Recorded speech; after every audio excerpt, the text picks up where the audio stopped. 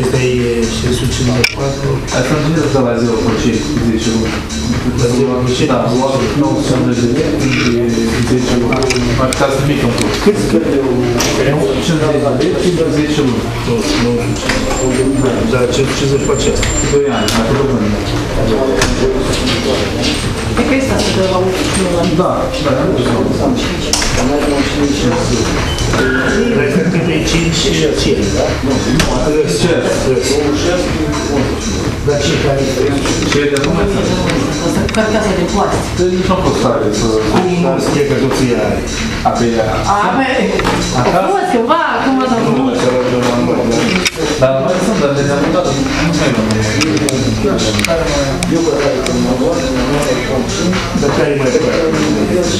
Clar, 6, de exemplu, 6, uite cum mai este, de exemplu, iOS 10,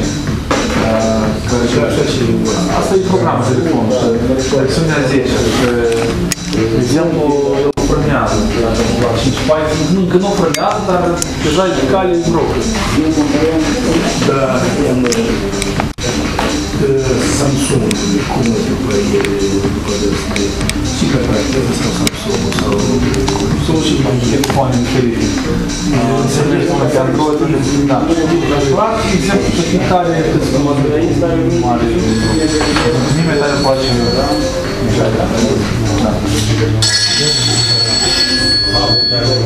da, Tole. Dacă ne 2 secunde, reduce. Cumpărați telefonul cel mai... Spuneți? Cumpărați telefonul ce vă pește. Nu, cumpără, am intrat să mă consultez, că trebuie la serviciu, n-avem, dar dumneavoastră cine sunteți? Cetățean curios. Sunteți foarte curios. Pur și simplu, poliția se modernizează în ziua de azi. Da, dar nu umblă brambura prin magazine. Brambura. Da. Bine, să fie așa cum spuneți azi, dacă poliția umblă brambura, când o să solicitat poliția, atunci...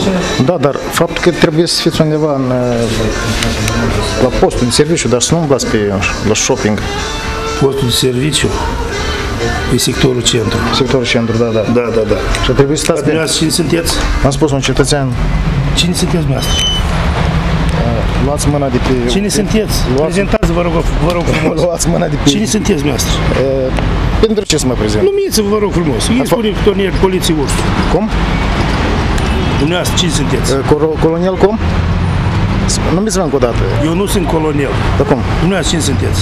Un cetățean simplu. Prezentați-vă dumneavoastră.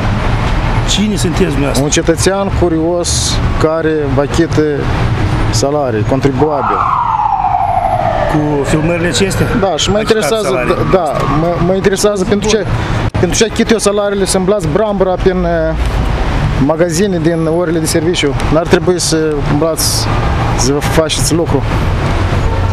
Cum vă spune dumneavoastră? Noi am fost chemați la ajutor la poliția patrulare, dacă aici?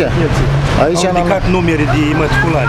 Dar, domnule, poliția de patrulare au ridicat plăcuțele de matriculare, dacă ați tras atenție. Am văzut, și eu am venit la ajutor la băieți și am intrat pe o secundă, fiindcă îmi trebuie pentru serviciu, telefon performant, ca să primesc informația când ne-o dă pe Viber. Iată, eu cu acesta nu pot să lucrez. Asta e, da, e justificat, dar faptul că cum v-ați simțit dumneavoastră, un contribuabil să achite salarii și 3 colaboratori se îmble...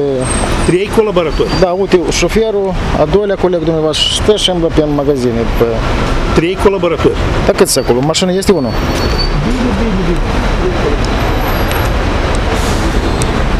Ați parcat cu girofarul, îmblați pe chestii personale. Totuși, cum vă spune? Domn polițist, cum vă spune? Dumneavoastră cum vă spune, domn polițist?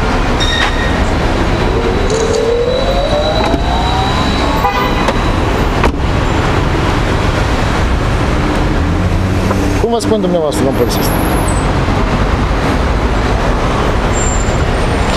O zi bună de asta.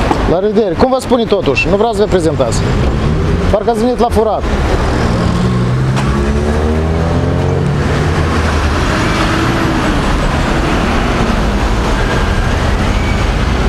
Totuși, cum vă spune? Domn polițist, cum vă spune?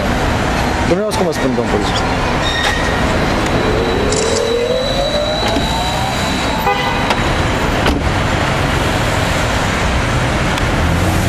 Cum vă spun dumneavoastră, domn polițist? O zi bună de asta. La revedere. Cum vă spune totuși? Nu vreau să vă prezentați. Parcă ați venit la furat.